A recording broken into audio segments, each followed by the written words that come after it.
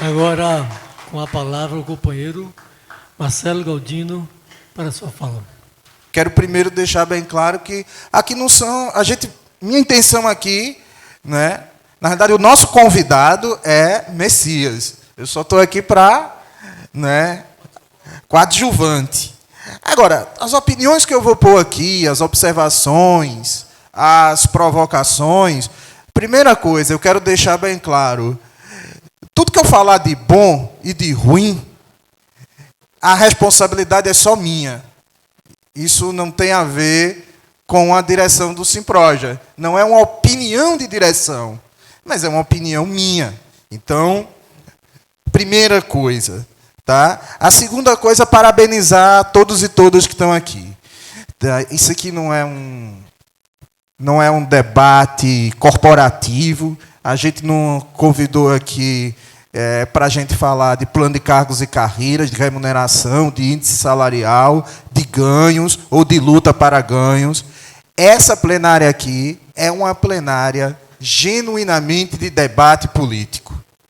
Então, quem veio essa tarde aqui, eu quero parabenizar. Quem veio essa tarde aqui veio para conversar de política.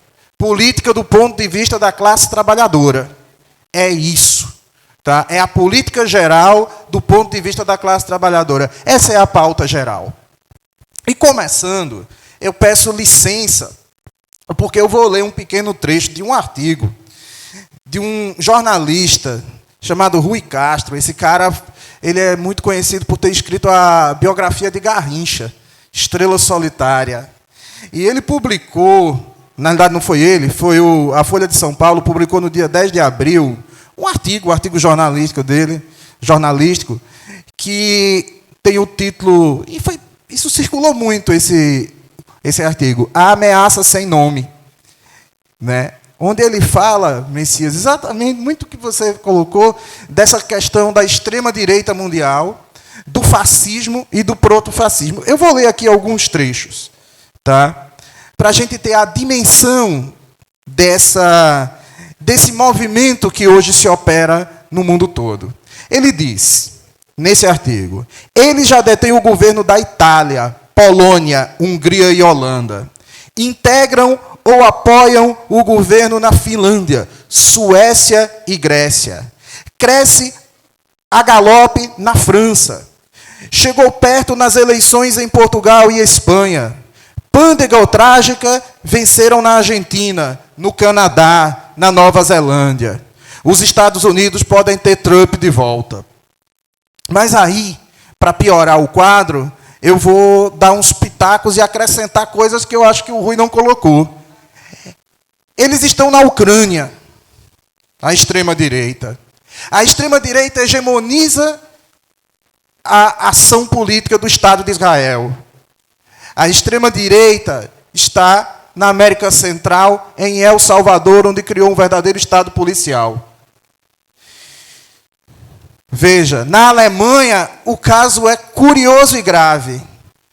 Porque a extrema-direita alemã, há 2 anos atrás, aliás, primeiro, ela cresce na Alemanha, exatamente na Alemanha, de onde tivemos o fenômeno do nazismo, e é uma extrema-direita que lembra muita coisa do que eram os esquadrões fascistas de Mussolini. O que eram os esquadrões fascistas de Mussolini? Os camisas negras fascistas da Alemanha, no início da década de 1920. Se reuniam militantes fascistas para surrar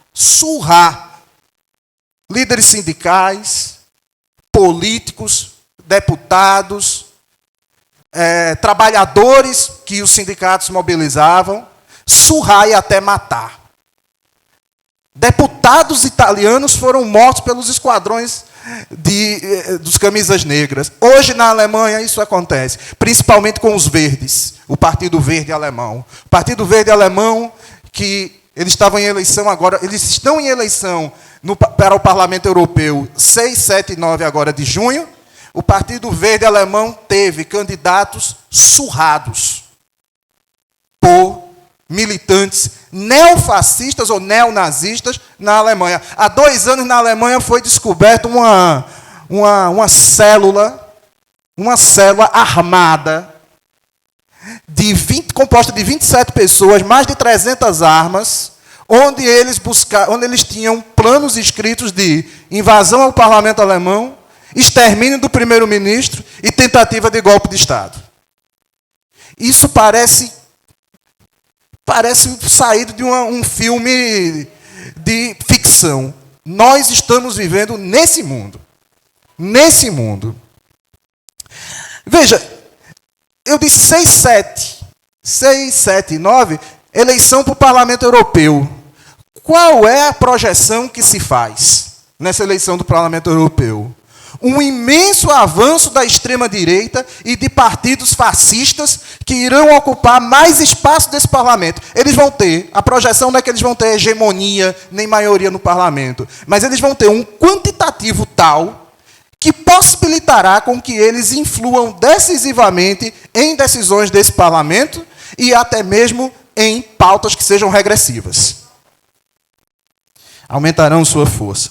Mas o Rui Castro, nesse artigo, ele também vai elencando, e eu achei muito interessante, e eu vou também tomar a liberdade de complementá-lo aqui, ele coloca as características dessa extrema-direita mundial.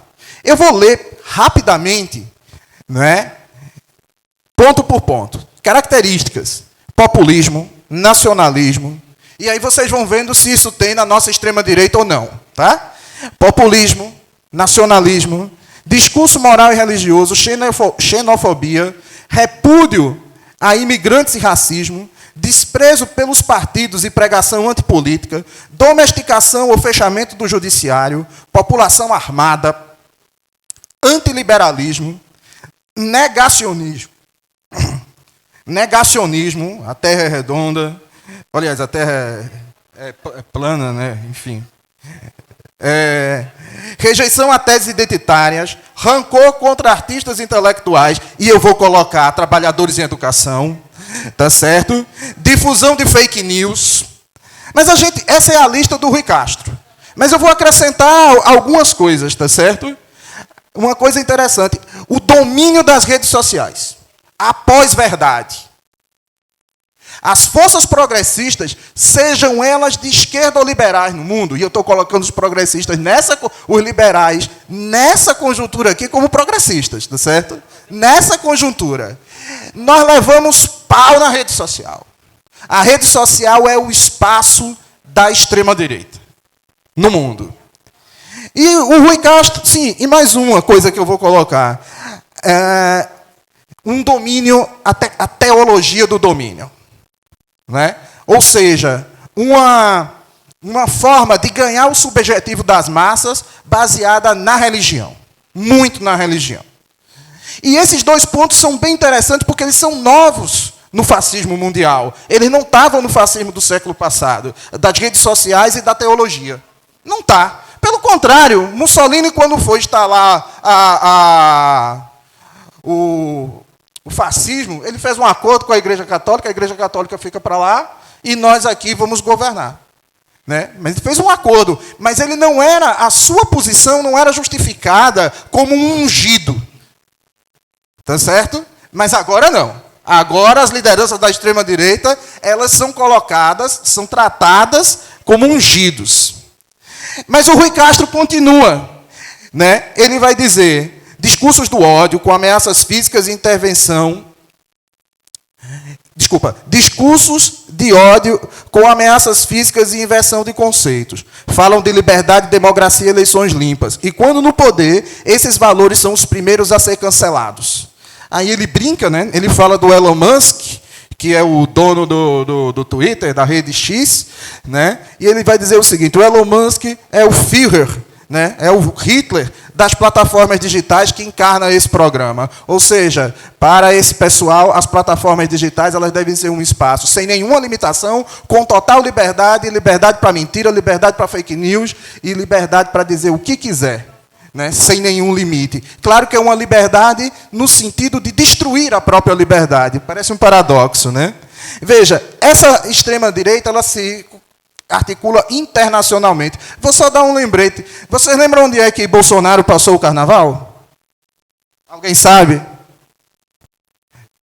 tinham saído denúncias, alguma coisa, poucos dias antes do carnaval. Ele, imaginando que poderia ser preso, tendo essa avaliação, Bolsonaro se refugiou por 2 dias durante o carnaval. Não que na Hungria tenha carnaval, tá? Mas ele foi para a embaixada da Hungria. Não que a Hungria não tem carnaval, mas ele vai para a embaixada da Hungria. E é claro que aquilo é uma articulação internacional no sentido de quê? De asilo político. Essa articulação internacional existe. Isso é só um dado para a gente entender essa questão. Tá? E já trazendo para a questão do Brasil. Veja, eu tenho, como eu disse, eu sou responsável pelas minhas avaliações. E eu tenho uma avaliação de o seguinte. O Brasil ele é um terreno, socialmente, nossa sociedade, ela é um terreno fértil ao fascismo. Ela é um terreno fértil a isso. Por quê? O Brasil é um dos países mais desiguais do mundo. É um país de 4 séculos de escravidão, com contradições que vieram da escravidão, que não são resolvidas até hoje, pelo contrário, elas são reproduzidas. E nós somos, enfim, o 14º país mais desigual do mundo. Só uma curiosidade, desse 10º país mais desigual do mundo, quando a gente pega as regiões metropolitanas mais desiguais, a nossa, dentre todas as regiões metropolitanas, a do Recife ela é a mais desigual. Então a gente está privilegiado do ponto de vista de um laboratório de desigualdade social, tá certo? Aqui a gente consegue ver isso a olho nu, não precisa de microscópio. Tá? Nesse ambiente de grande desigualdade, é uma terra fértil para o fascismo. É uma terra fértil. Veja, eu diria que o crescimento desse neofascismo, dessa nova direita no Brasil, não é um fenômeno que não é um fenômeno novo. Não, nós vamos lembrar que o Brasil, na década de 30, teve um movimento fascista fortíssimo, que era o integralismo. O maior movimento fascista nas Américas no século XX, foi no Brasil. Movimento de massas, o integralismo na década de 30. A extrema-direita no Brasil nunca deixou de existir. Ela votava acanhada, escondida, de 1988, da Constituição para cá. Ela votou escondida no Collor, ela votou escondida no PSDB, né? Mas aí o que aconteceu? Ela sempre estava ali. A gente que não enxergava. Talvez porque o fenômeno não estava dado na nossa frente. Mas ela sempre existiu. O que acontece? Como e quando essa extrema-direita no Brasil ela coloca a cara? Eu diria que tem muito a ver com as contradições sociais e políticas que os governos Lula e Dilma colocaram. Que contradições é essa? Veja, o governo Lula e Dilma ele é marcado por, embora em baixa intensidade, até mesmo talvez pela própria correlação de forças, que não prometiam uma intensidade maior, mas esses governos eles são marcados por uma ascensão, por políticas públicas que possibilitaram a ascensão de camadas sociais que estavam muito abaixo na pirâmide social brasileira. A questão da valorização do salário mínimo, uma maior distribuição de renda, a questão das cotas nas universidades, a participação das centrais sindicais como formuladoras de políticas públicas, a participação de movimentos sociais, de negros, mulheres, populações originárias, homossexuais, LGBTQIAP+, em políticas públicas. Tudo isso permitiu com que atores que antes estavam fora da formulação de política pública e da implantação de políticas públicas, adentrassem o Estado. E tivéssemos políticas públicas. É naquele momento onde vai ter aqueles memes de internet, né? De que o aeroporto se transformou numa rodoviária. É naquele momento que você vai ter o rolezinho, né? Os meninos de periferia, negros, né, caracterizados com aparência de periferia, estão se encontrando dentro do shopping center porque ganham um poder de consumo que não tinha. E aquilo choca a classe média tradicional. E a classe média tradicional, né, a gente já sabia, mas a gente não tinha a dimensão de quanto ela era, eu não vou chamar conservadora. Ela não é conservadora, a nossa classe média tradicional, como diria Marilena Chauí. Ela é reacionária. É naquele momento que você vai ver o despertar de uma classe média reacionária. Por quê? Porque ela passa a disputar, ela vai ter na disputa social, ela vai ter agora aqueles elementos sociais que ela se acostumou a ver, sempre abaixo dela, vai ver agora ao seu lado, convivendo nos mesmos espaços sociais, disputando os mesmos espaços de poder. E isso é para ferir o orgulho. O governo Lula e Dilma, eles feriram o orgulho da nossa classe média tradicional. Isso pode parecer pouco, mas num país com as características que nós temos, isso teve um poder de terremoto. Porque desrecalcou, não sei nem se tem essa palavra, desrecalcar, mas tirou o recalque político dessa classe média. Essa classe média passou de acanhada a desinibida no seu reacionarismo. E eu diria que o grande parto disso foi 2013. O grande parto disso foi 2013. Em poucas palavras, o que é que foi 2013? Um movimento que se inicia por pautas avançadas, um movimento que se inicia por mais direitos sociais, e no meio daquilo, talvez por incapacidade de leitura das forças progressistas, nós não conseguimos segurar aquelas bandeiras. Nós não conseguimos, de 2013, parir um movimento social avançado que irrompesse para a ampliação dos direitos sociais. Nós não conseguimos isso. E acabamos deixando o espaço. Aquelas bandeiras caíram da nossa mão naquele momento. Perdemos os espaços das ruas. E o que é que acontece? Quem capturou ela foi a extrema-direita. Foi essa classe média desrecalcada, junto com uma massa de pessoas naquele momento ganha pela ideologia da meritocracia, ganha pela ideologia da teologia do domínio já chegando, e isso gerou um movimento de massas, né, de ideias liberais, que colocava o Estado. Veja que coisa contraditória. Nós começamos a ver um movimento que pedia ampliação dos direitos sociais. Isso no começo. E ele vai resultar exatamente em quê? No movimento que vai ver o Estado como um empecilho para o bem-estar. Nós perdemos aquela batalha, né? E naquela batalha, nós vamos ter o resultado disso em 2014. 2014 é uma eleição muito dura. Dilma para ganhar de Aécio. Não foi uma eleição fácil. No decorrer desse processo, nós vamos ter o quê? Nós vamos ter a chamada Operação Lava Jato, né? Que não era uma operação espontânea. A vida mostrou que aquilo era um projeto. Era um projeto para justamente deslocar do poder as forças progressistas. Era um processo para desmoralizar o Partido dos Trabalhadores, os seus aliados, e era um processo para desmoralizar a principal liderança da classe trabalhadora brasileira, que é Lula, né? Nós vimos isso. Porém, a força, principalmente do Lula, e eu coloco do indivíduo mesmo, Lula, como colocou Messias, um líder de massa, um líder carismático das massas, não era fácil de quebrar.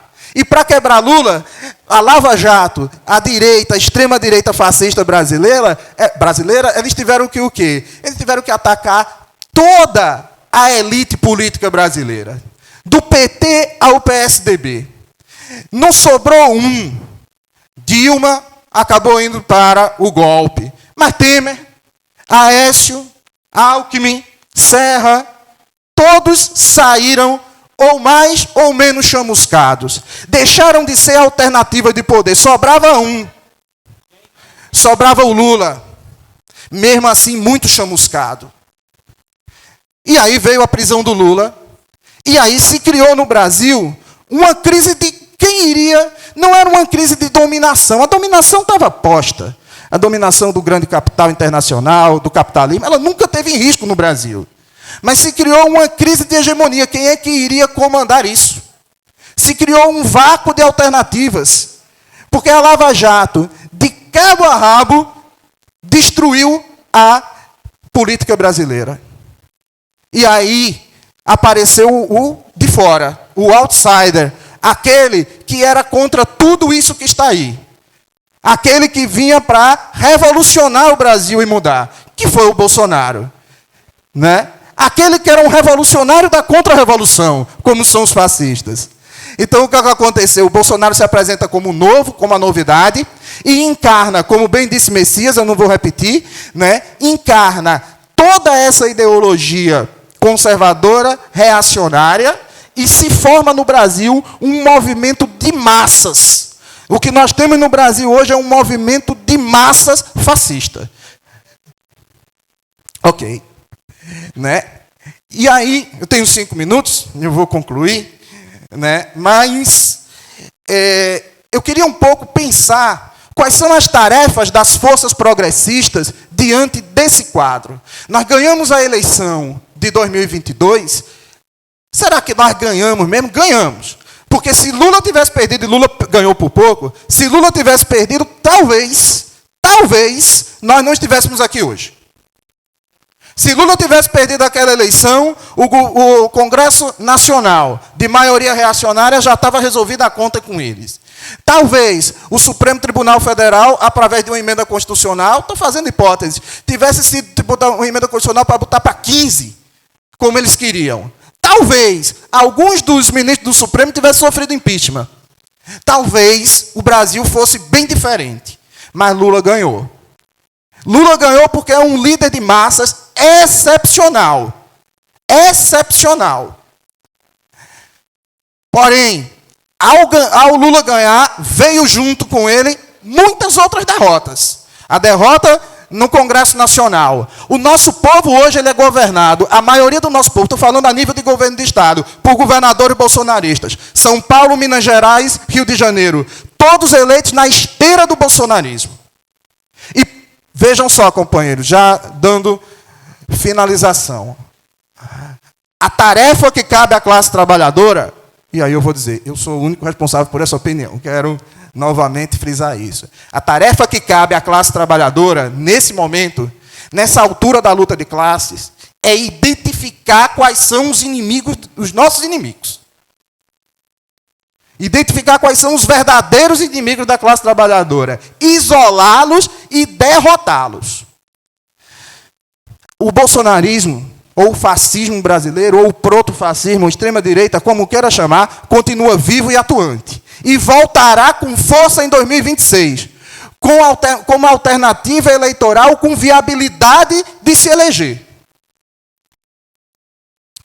Nós precisamos pensar que a luta de 2026, ela não é em 2026. Ela é hoje, agora e já. Hoje, agora e já. Nós precisamos ter em pauta que a campanha eleitoral para os municípios em 2024, ela é uma antessala para 2026. É daqui que sairão as bases para 2026. E nós precisamos ter isso na conta. Nós precisamos, quando pensarmos as campanhas eleitorais, quando pensarmos as alternativas de 2024, olhar sempre para 2026. Identificar qual é o inimigo a ser derrotado. Não podemos perder isso de vista. Tá certo? Nós temos hoje um governo com uma ampla aliança, amplíssima aliança, a única que possibilitou a vitória eleitoral e a derrota do bolsonarismo. Talvez outra, de outro tipo, não possibilitasse. Nós temos que entender que o governo Lula é um governo de disputa. Ele não é um governo de classe, ele é um governo interclasses, que é disputado por dentro, mas ao mesmo tempo que precisa preservar essa aliança para poder isolar a ameaça fascista brasileira. Né? Um governo amplíssimo. E nesse ponto, mas por ser amplíssimo, não quer dizer que a classe trabalhadora, que os movimentos sociais e os movimentos sindicais não devam disputá-lo.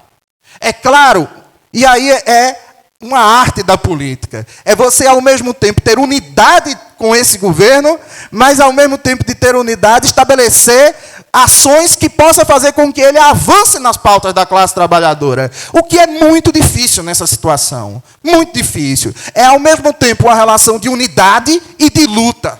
Dificílima, que tem que ser feita, entendendo os limites, mas entendendo também que as pautas da classe trabalhadora devem ser colocadas o mais alto possível, as bandeiras da classe trabalhadora.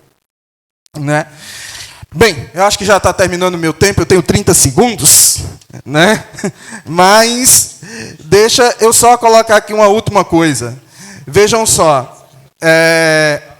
O movimento sindical ele tem uma tarefa nesse sentido muito grande. O movimento sindical levou muitos baques. A reforma trabalhista nos desestruturou, principalmente, nem tanto pelo imposto sindical, eu avalio, mas também quando se estabeleceu a negociação individual. Ou quando se quebrou a negociação coletiva, né, isso foi de um grande baque para o movimento sindical. Mas eu vou, para encerrar minha intervenção, eu vou ler aqui algumas coisas que eu elenquei, que eu penso que são importantes o movimento sindical colocar, para ele ser, nessa luta contra o fascismo, no avanço das pautas da classe trabalhadora, ele ser protagonista. Eu vou ler e, ao final, encerro minha intervenção. Né?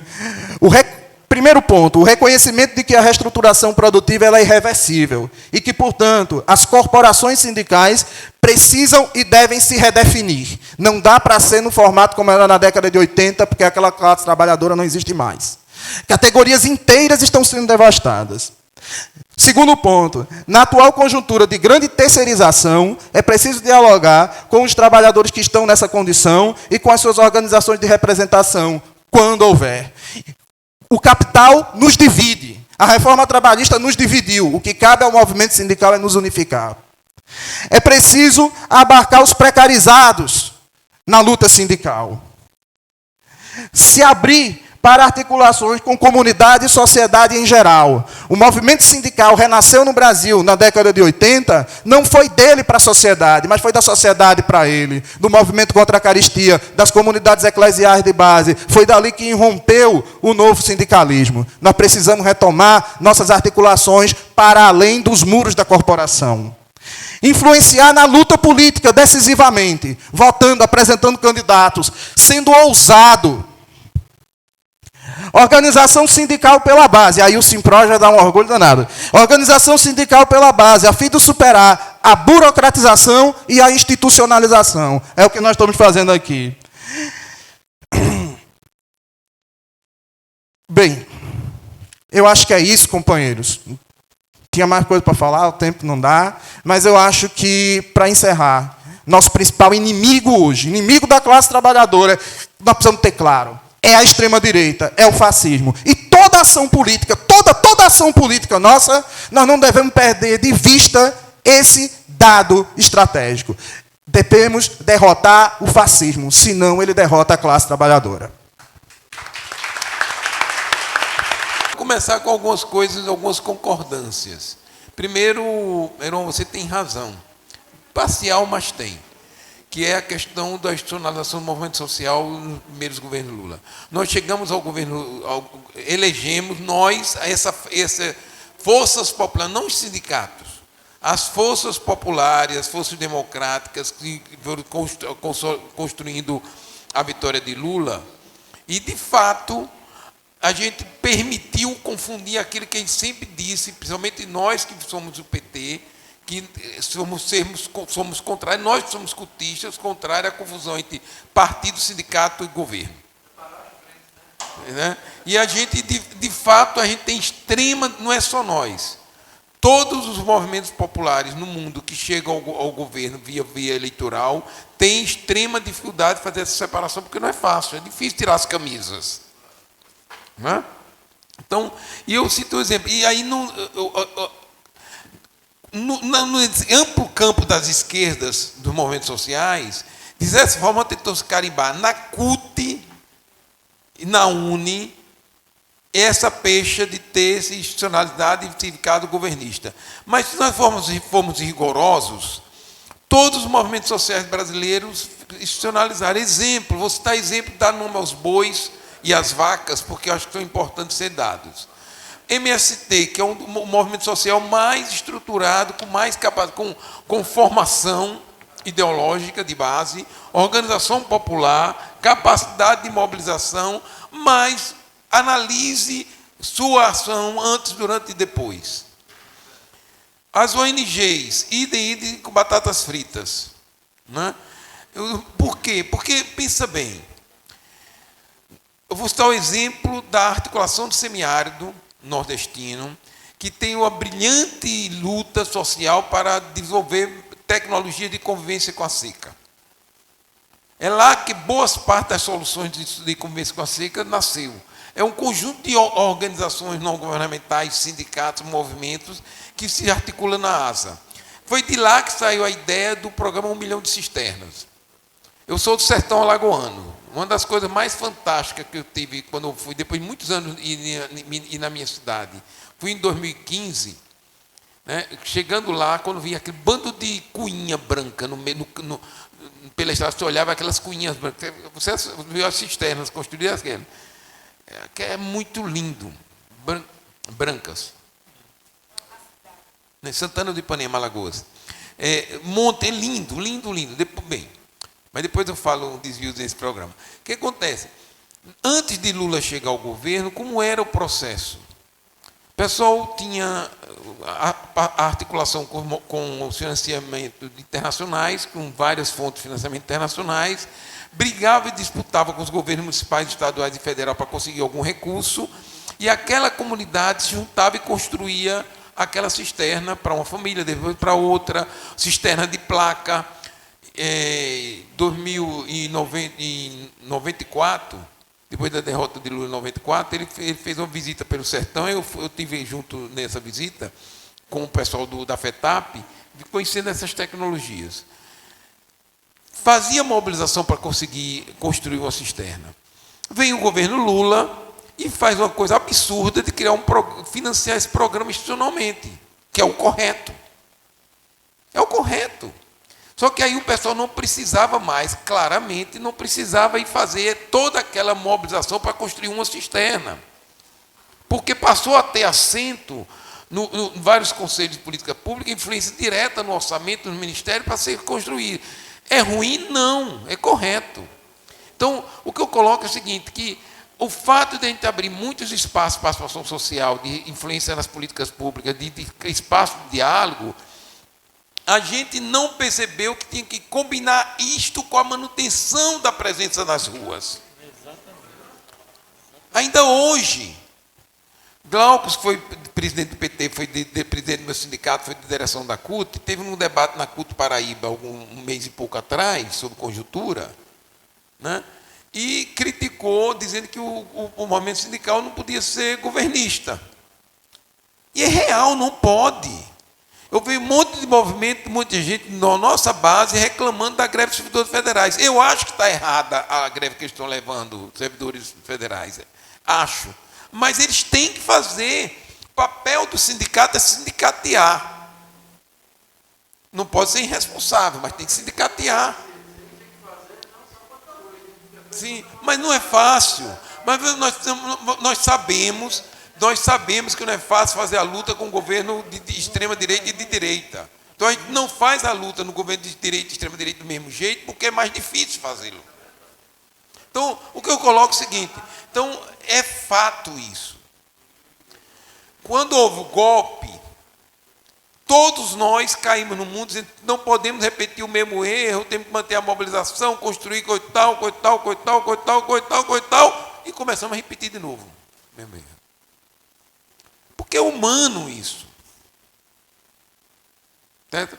Esse é o primeiro aspecto. Segundo aspecto, que é com alguém falou aqui, o governo, o partido e o movimento sociais, e mais os partidos de esquerda, é responsável, não politizaram a relação do governo com a sociedade.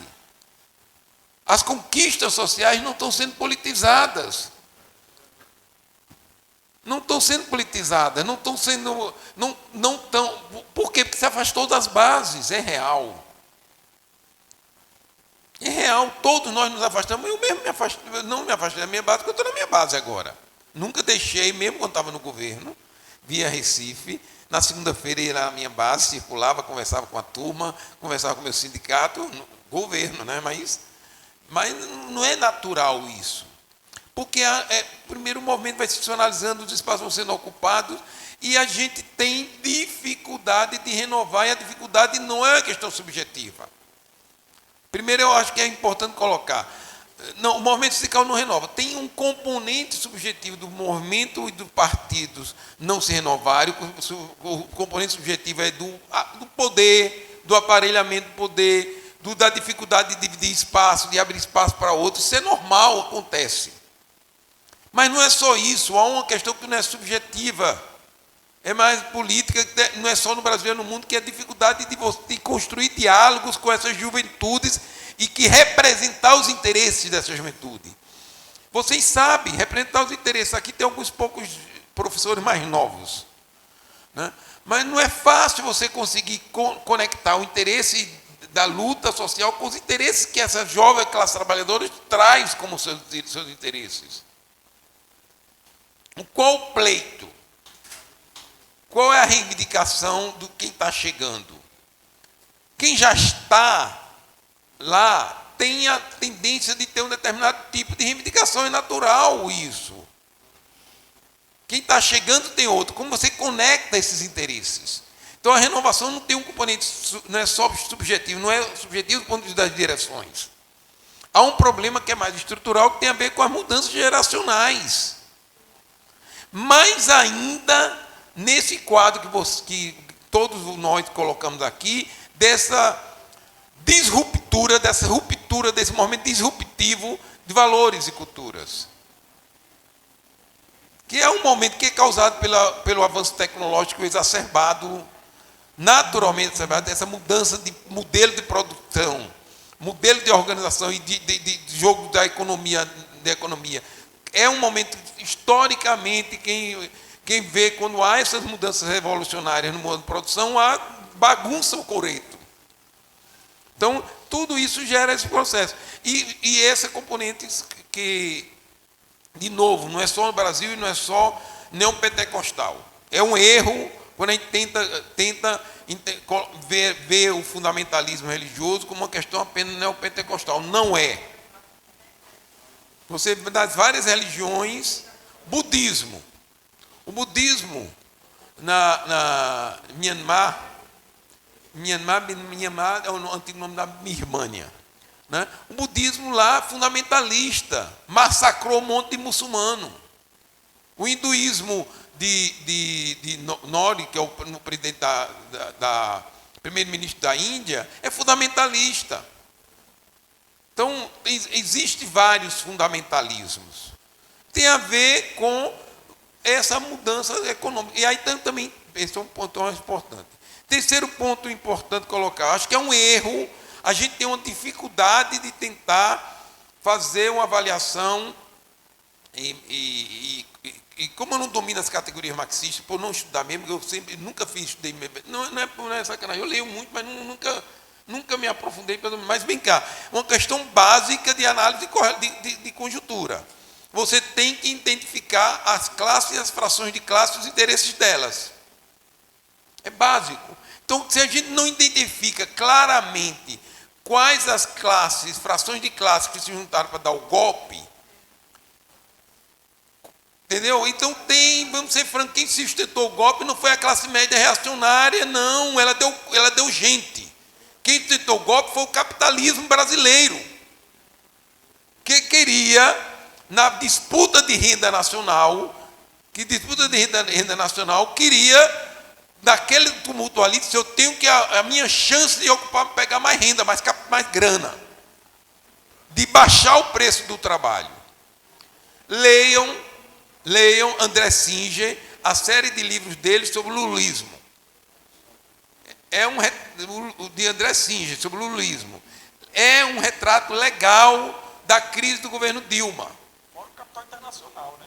Não, mas então pega do lulismo. Pega o lulismo no livro que ele fala sobre aquele governo Dilma, ele coloca o seguinte: naquele momento histórico, aconteceu, além do crescimento da renda salário, da massa salário, pela política de salário mínimo, teve, dado o respiro da economia, crescimento econômico, os sindicatos que conseguiram pegar mais grana nas campanhas salariais, mais dinheiro, aumentou a massa salarial. Tirou de onde?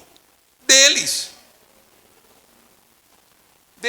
E ela faz um jogo que, atendendo interesses dele, mas que afetou os interesses do capitalismo financeiro internacional, que foi aquela queda dos juros e aquela queda do preço da energia. Então, tem coisas assim, coisas precisa entender sem considerar o velho problema das classes dominantes brasileiras do ponto de vista político. Né? O centrão da vida, a direita da vida, centrão da direita da vida que viu ali aquele processo ali poderia levar a perder mais pedaços. E os militares, revoltadíssimos como Comissão Nacional da Verdade. Junta tudo isso. Então, se a gente não tiver essas clarezas das frações de classes, das classes, e é que elas começam a se reorganizar agora, porque a frente amplíssima que nós chamamos de Lula também é uma frente que junta pedaços de classe, sem estar sob a nossa hegemonia. Com a liderança popular que tinha os votos, mas essa liderança popular não tem hoje as condições de construção de hegemonia que teve em 2003. Nós não temos a hegemonia da sociedade hoje, como tivemos e aí tem um bocado de outras coisas que eu não vou voltar aqui as coisas. Por último, colocar um dado importante aqui, que eu acho que é uma coisa legal de ser colocada. Ruas e redes. Voltar às ruas e manter e ocupar as redes.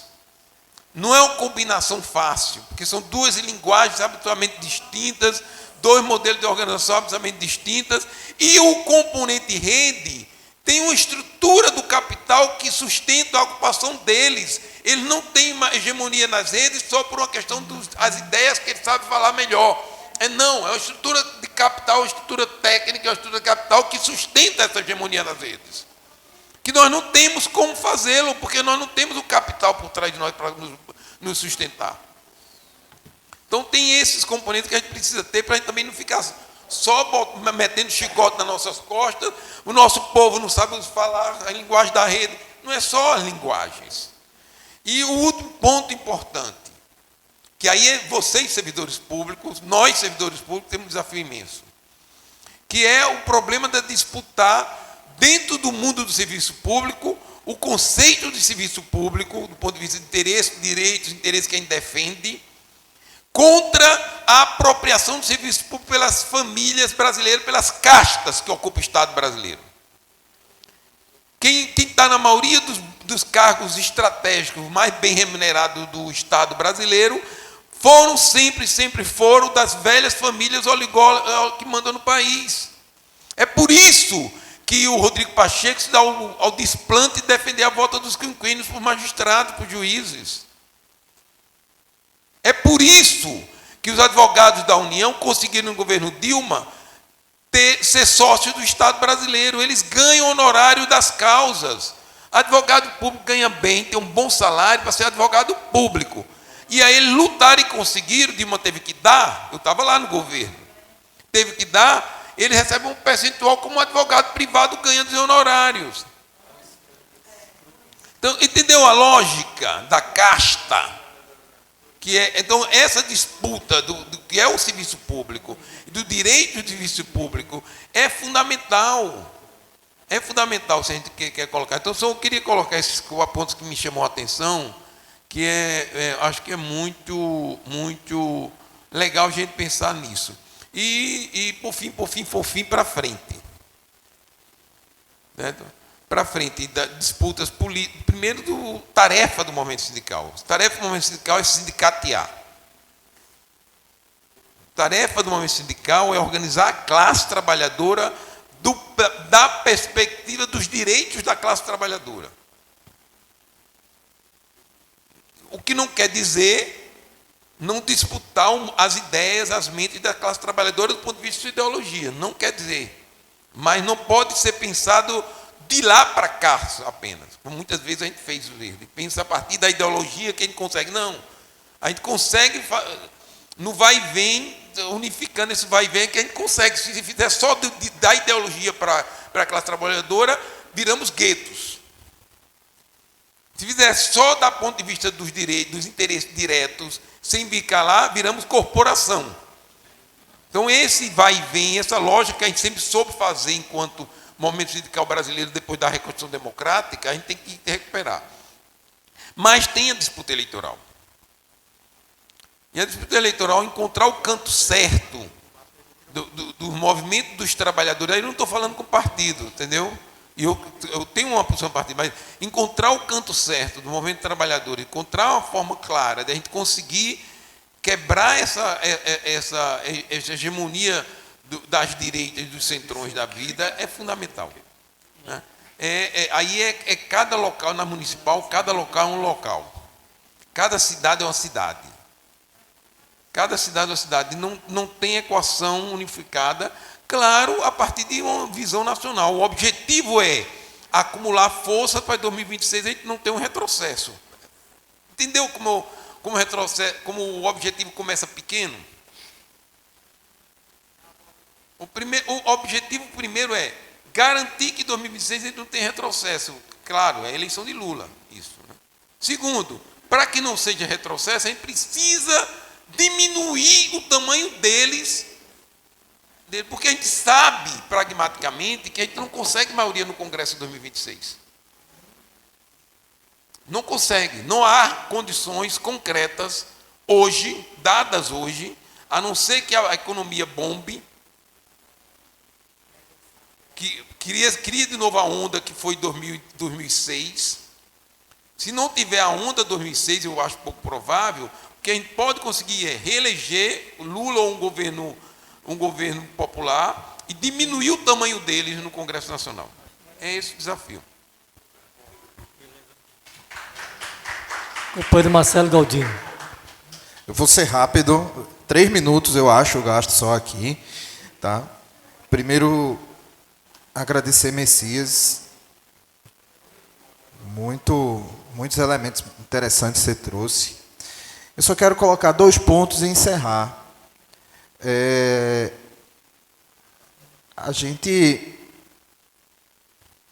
Veja, a gente precisa entender o Brasil como ele é.